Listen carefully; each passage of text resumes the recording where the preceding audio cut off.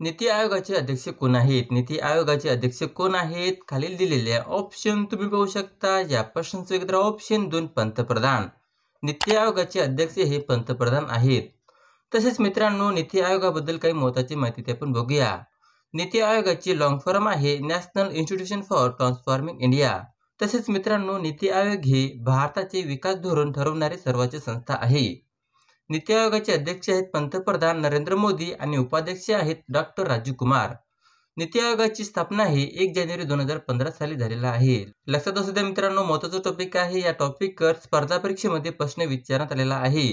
त्यासाठी हा टॉपिक तुम्ही नोट डाऊनच करून घ्या. पुढील प्रश्न आहे, मानवी शरीरातील सर्वात मोठी ग्रंथी कोणती? मानवी शरीरातील सर्वात मोठी ग्रंथी कोणती? खालील दिलेल्या ऑप्शन तुम्ही पाहू शकता. या प्रश्नाचं उत्तर ऑप्शन 1 यकृत ग्रंथी. मानवी शरीरातील सर्वात मोठी ग्रंथी हे यकृत ग्रंथी आहे.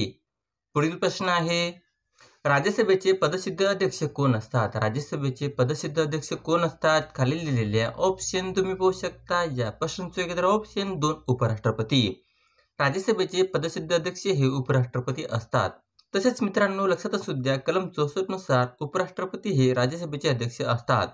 राज्यसभेमध्ये एकूण सदस्य हे 250 एवढे असते. त्यामध्ये 238 हे राज्यांतर्फे निवडले जातात, तर 12 सदस्य हे राष्ट्रपतीमार्फत निवडले जाते. राज्यसभा हे स्थायी सभागृह आहे. स्थायी सभागृह म्हणजे मित्रांनो, कधी न विसर्जित होणारा सभागृह म्हणजे स्थायी सभागृह. राज्यसभा सदस्य कार्यकाल हे 6 वर्षाचा असतो. लक्षात असू द्या मित्रांनो, राज्यसभा सदस्य कार्यकाल हे 6 वर्षाचा असतो, तर लोकसभा सदस्य कार्यकाल हे 5 वर्षाचा असतो. लक्षात असू द्या मित्रांनो, महत्त्वाचा टॉपिक आहे. या टॉपिकवर स्पर्धा परीक्षेमध्ये अनेक वेळा प्रश्न विचारण्यात आलेला आहे. त्यासाठी हा टॉपिक तुम्ही नोट डाऊनच करून घ्या. पुढील प्रश्न आहे, मुंबईत 1849 मध्ये परमहंस या सभेची स्थापना कोणी केली? मुंबईत 1849 मध्ये परमहंस या सभेची स्थापना कोणी केली? खालील दिलेल्या ऑप्शन तुम्ही पाहू शकता. या प्रश्नाचं उत्तर ऑप्शन 3 दादोबा पांडुरंग तर्खडकर. मुंबईत 1849 मध्ये परमहंस या सभेची स्थापना हे दादोबा पांडुरंग तर्खडकर यांनी केली. तसेच मित्रांनो, परमहंस या सभेबद्दल काही महत्त्वाची माहिती ते आपण बघूया. परमहंस या सभेची स्थापना हे 31 जुलै 1849 साली झालेलं आहे आणि जे ठिकाण होतं मुंबई येथे. परमहंस या सभेचे संस्थापक आहेत दादोबा पांडुरंग तर्खडकर. आणि मित्रांनो, परमहंस या सभेचे तत्वज्ञान होते जातीभेद, मूर्तिपूजा, अस्पृश्यतेला विरोध करणे. तसेच मित्रांनो, लक्षात असू द्या, परमहंस या सभेचे अध्यक्ष होते राम बाळकृष्ण जयकर आणि सदस्य भाकोबादादा चव्हाण आणि रामचंद्र चेकर.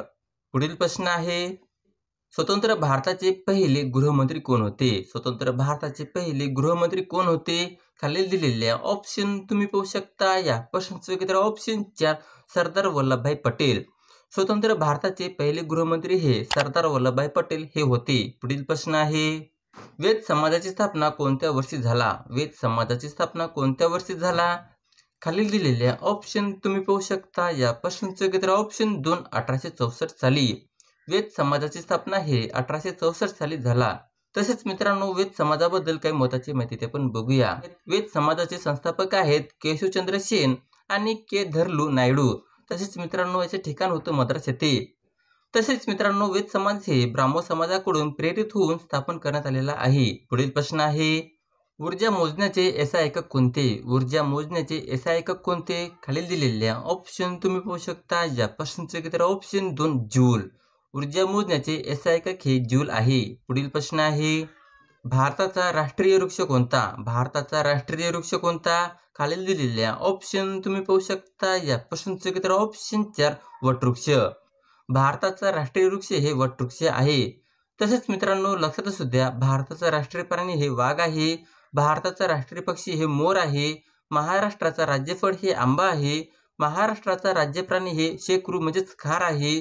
महाराष्ट्राचा राज्य पक्षी हे हरियाल आहे. लक्षात असू दे मित्रांनो, महत्त्वाचा टॉपिक आहे. या टॉपिकवर अनेकदा स्पर्धा परीक्षेमध्ये प्रश्न विचारण्यात आलेला आहे.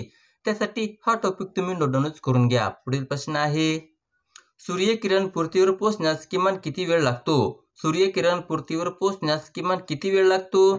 खालील दिलेल्या ऑप्शन तुम्ही पाहू शकता. या प्रश्नाचं उत्तर ऑप्शन 4 500 सेकंद. सूर्यकिरण पृथ्वीवर पोहोचण्यास किमान 500 सेकंद लागतो. पुढील प्रश्न आहे, भारतातील पहिली मोनोरेल्वे कुठे सुरू झाली? भारतातील पहिली मोनोरेल्वे कुठे सुरू झाली? खालील दिलेल्या ऑप्शन तुम्ही पाहू शकता. या प्रश्नाचं उत्तर ऑप्शन 4 मुंबई. भारतातील पहिली मोनोरेल्वे हे मुंबई येथे सुरू झाली. पुढील प्रश्न आहे, दुसरी गोलमेज परिषद कोणत्या साली भरली? दुसरी गोलमेज परिषद कोणत्या साली भरली? खालील दिलेल्या ऑप्शन तुम्ही पाहू शकता. या प्रश्नाचे उत्तर ऑप्शन 3 1931 साली. दुसरी गोलमेज परिषद हे 1931 साली भरली होती. तसेच मित्रांनो लक्षात असू द्या, पहिली गोलमेज परिषद हे 1930 साली भरलेली होती. दुसरी गोलमेज परिषद हे 1931 साली भरलेली होती आणि मित्रांनो तिसरी गोलमेज परिषद हे 1932 साली भरलेली होती.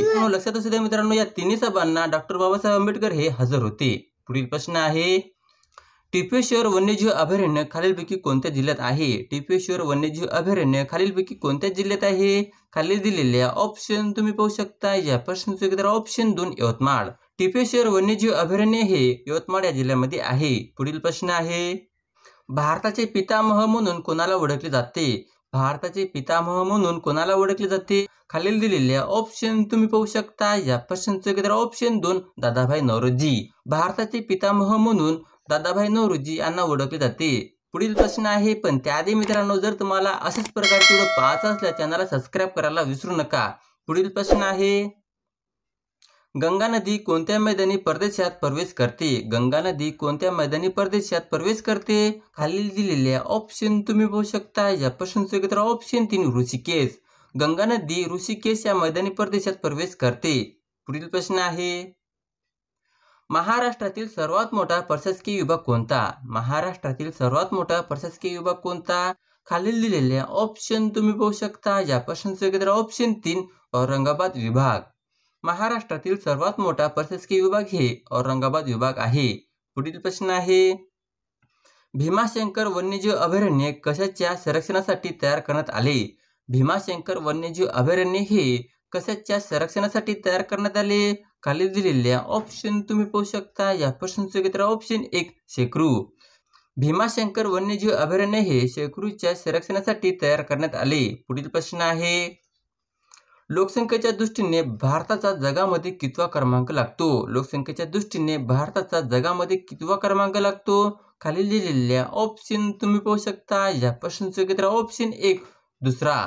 लोकसंख्येच्या दृष्टीने भारताचा जगामध्ये दुसरा क्रमांक लागतो. अशा प्रकारचा हा व्हिडिओ होता मित्रांनो. जर तुम्हाला माझा व्हिडिओ आवडला असेल तर नक्की चॅनलला सबस्क्राईब करा.